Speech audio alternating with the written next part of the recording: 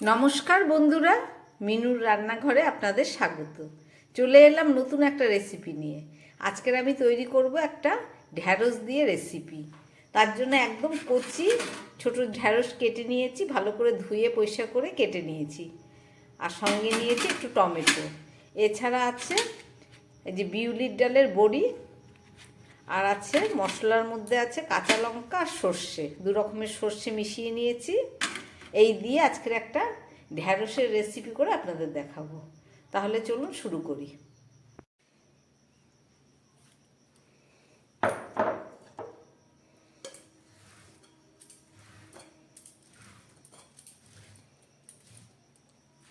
আমার সর্ষে বাটাটা রেডি হয়ে গেল, চলুন এবার রান্নাটা শুরু করি। আমি কড়ার মধ্যে প্রথমে একটু সাদা তেল দিয়ে দিচ্ছি। তেলটা গরম হোক, এবার আমি এই বড়িগুলো ভেজে নিচ্ছি।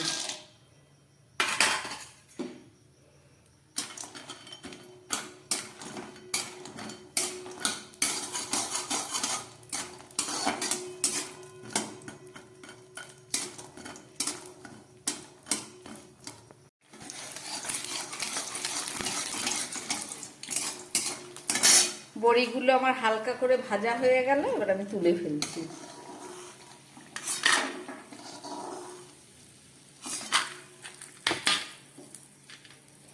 এই তেলের মধ্যে আমি আর একটু সর্ষের তেল মিশিয়ে নেব।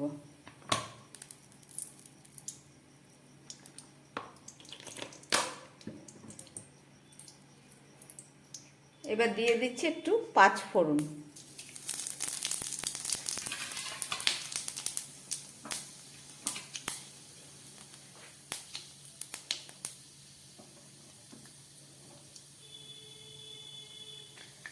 ফোড়নটা রেডি হয়ে গেছে, এবার আমি কেটে রাখা ঢ্যাঁড়সটা দিয়ে দিচ্ছি।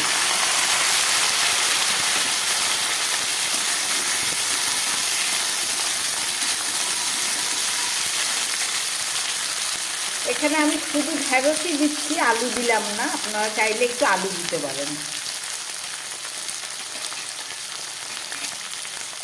খুব ভালো করে আমি ঢ্যাঁড়সটাকে ভেজে নেব।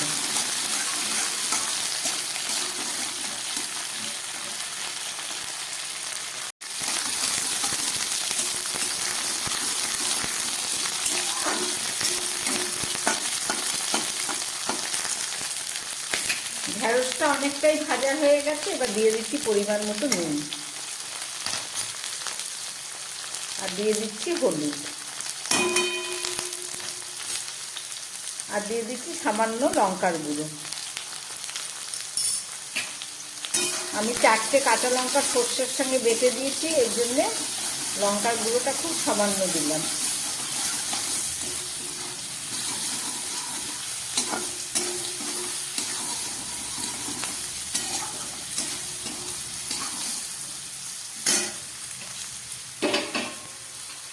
খুব তাড়াতাড়ি একদম সামান্য উপকরণে অথচ খেতে খুব সুস্বাদু হবে।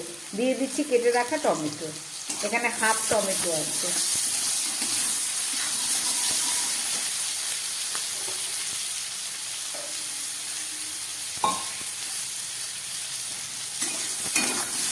এবার দিয়ে দিচ্ছি বেটে রাখা সর্ষে আর কাঁচা লঙ্কা।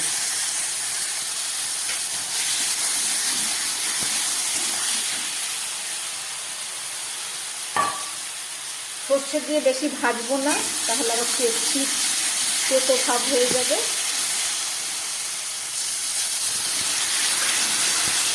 ঢ্যাঁড়সগুলো একদম কচি, ভাজতে ভাজতেই অনেকটা সিদ্ধ হয়ে গেছে। জলের পরিমাণ এর জন্য কমই দিলাম।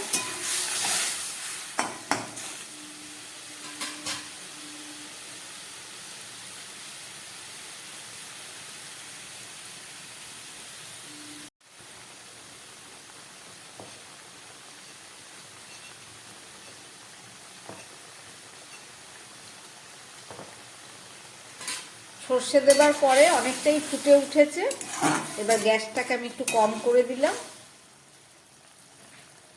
এবার এই ভেজে রাখা বড়িটা আমি দিয়ে দিচ্ছি, আর দিয়ে দিচ্ছি একটু ধনেপাতা। আমার সমস্ত উপকরণ দেয়া হয়ে গেল, আর কিছু দেব না। আর একদম উপর থেকে দিয়ে দিচ্ছি একটু কাঁচা সর্ষের তেল।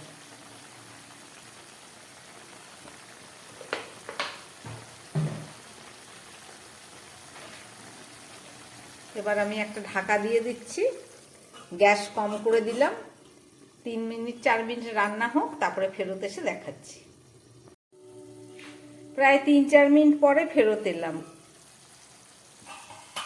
একদম গ্যাসটা কমিয়ে দেওয়া ছিল, আমি মাঝারি আঁচে করে দিলাম।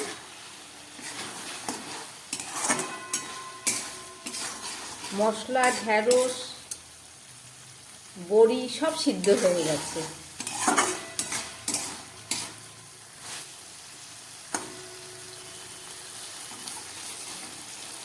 একদম গলে গেছে, গায়ে মাখা হয়ে গেছে, এরকমই থাকবে।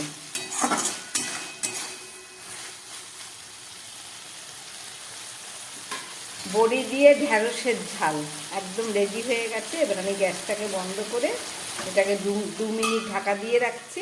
2 মিনিট পরে ফেরত এসে দেখাচ্ছি। 2 মিনিট পরে আমি নামিয়ে নিচ্ছি।